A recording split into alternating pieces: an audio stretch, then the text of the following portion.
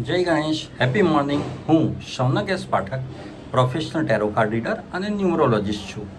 જે કોઈને પણ ફાઇનાન્સ, હેલ્થ કે રિલેશનશિપ રિલેટેડ કંઈ પણ ઇશ્યુઝ હોય તો તેઓ મારી કન્સલ્ટન્સી લઈ શકે છે.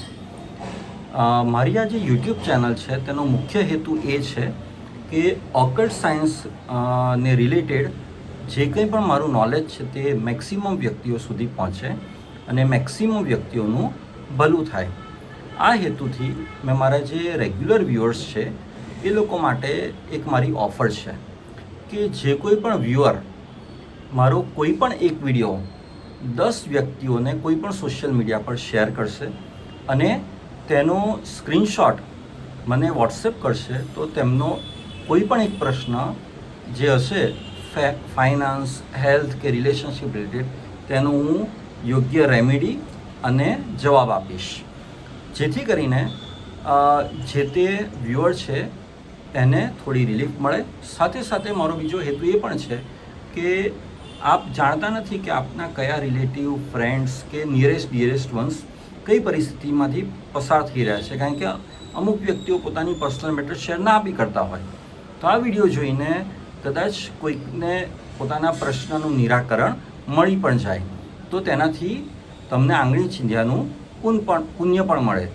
અને ત્રીજી બાબતે કે ઓકલ્ટ સાયન્સમાં હંમેશા એનર્જી એક્સચેન્જ હોવું જોઈએ, એટલે કે કોઈને પણ ફ્રીમાં કન્સલ્ટન્સી કે એડવાઇસ ન અપાય, એટલે કે બદલામાં ફીસ ચાર્જ કરવાની in the form of money or in kind, cash or kind. તો આ રીતે હું મારા જે વ્યુઅર્સ છે તે લોકોને હેલ્પ કરવા માગું છું. હવે આજે હું તમને ટેરો કાર્ડ બાબતે વાત કરીશ. આ જે ટેરો કાર્ડ જે સ્ક્રીન ઉપર તમને દેખાઈ રહ્યું છે 0 નંબર છે, ધ ફૂલ, એટલે આ ઓસોઝેન ટેરો કાર્ડ છે. હવે તમે ટેરો કાર્ડમાં પ્રશ્ન પૂછો અને જો તમને આ ટેરો કાર્ડ આવે 0 ધ ફૂલ તો પહેલી વાત એ કે ઓવરઓલ આ પોઝિટિવ કાર્ડ છે, એટલે કે આ કાર્ડ તમારી લાઈફમાં તમારા જે પણ પ્રશ્ન છે તે બાબતે પોઝિટિવિટી દર્શાવે છે. શું પોઝિટિવિટી દર્શાવે છે? તો ફરીથી તમે કાર્ડને ધ્યાનથી જુઓ કે સવારનો સમય છે, પરોઢિયાનો. એકચ્યુઅલી સવાર પણ ના કહેવાય ને, પરોઢિયું કહેવાય, પરોઢિયાનો સમય છે. ઓકે, અને એક નવી સવાર છે, એટલે કે તમારા લાઈફમાં એક નવી શરૂઆત થવાની છે. અને તમારું જે પાસ્ટ છે, જે ભૂતકાળ છે, તે તમારાથી જોજનો દૂર છે, ઘણું બધું દૂર છે, બરાબર.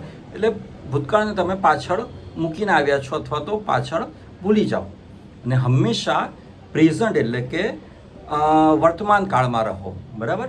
ભલે તમારા માટે ભૂતકાળ ભૂલવો અશક્ય છે કે ડિફિકલ્ટ છે, બરાબર, તે છતાં પણ તેને ભૂલવાની કોશિશ કરો. સમયાંતરે જેમ કહેવાય છે ને કે દુઃખનું ઓસડ દાડા, એટલે જેમ જેમ સમય જશે તેમ તમારો જે બીટર પાસ્ટ જેને કહેવાય, બરાબર, કે દુઃખદ તમારું જે ભૂતકાળ હતો તે તમે વિસરી જશો. તો હંમેશા તમે અત્યારની જે પરિસ્થિતિ છે, ટૂંકમાં પ્રેઝન્ટ, બરાબર, એ વર્તમાન કાળમાં રહો.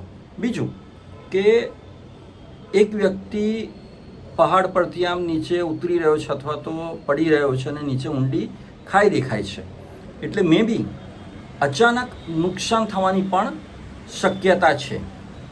આ એક નેગેટિવ બાબત છે આ કાર્ડમાં. સાથે સાથે એ ખાઈની નીચે એ જે નીચે ખીણ દેખાય છે તેમાં એક નદી પણ પસાર થઈ રહી છે. તો તે શું દર્શાવે છે કે હિંમત અથવા તો કે કંઈક આમ નવું કરવાની આમ આપણે જેને વૃત્તિ કહેવાય ને, કંઈક એડવેન્ચરસ, બરાબર, તમારી લાઈફનું એડવેન્ચર તમારી રાહ જોઈ રહ્યું છે, બરાબર. બીજું કે તમે તમારા ઇન્ટ્યુશન, તમારી જે અંદરથી આત્માનો અવાજ આવે તેની પર તમે વિશ્વાસ કરો, બરાબર. કારણ કે આ દુનિયા જે છે એ તમને પાછળ ખેંચવા ટ્રાય કરશે, તમને સેટબેક લાવવા માટે ટ્રાય કરશે, પણ તેનાથી તમે દૂર રહો, એટલે કે તેનાથી તમે અલગ રહો, બરાબર. અને બીજું એ કે મે બી દુનિયા તમને મૂર્ખ બનાવવાની કોશિશ કરે અથવા તો તમારો દુરુપયોગ કરવાની કોશિશ કરે, તો તે તમને ઇન્ટ્યુશનથી ખબર પડી જવી જોઈએ કે આ વ્યક્તિ તમારો ગેરફાયદો, ગેરલાભ ઉઠાવવા જઈ રહ્યો છે, તો તેનાથી તમારે બચીને રહેવું જોઈએ. ખુશ રહો, મસ્ત રહો, સ્વસ્થ રહો. Thank you very much.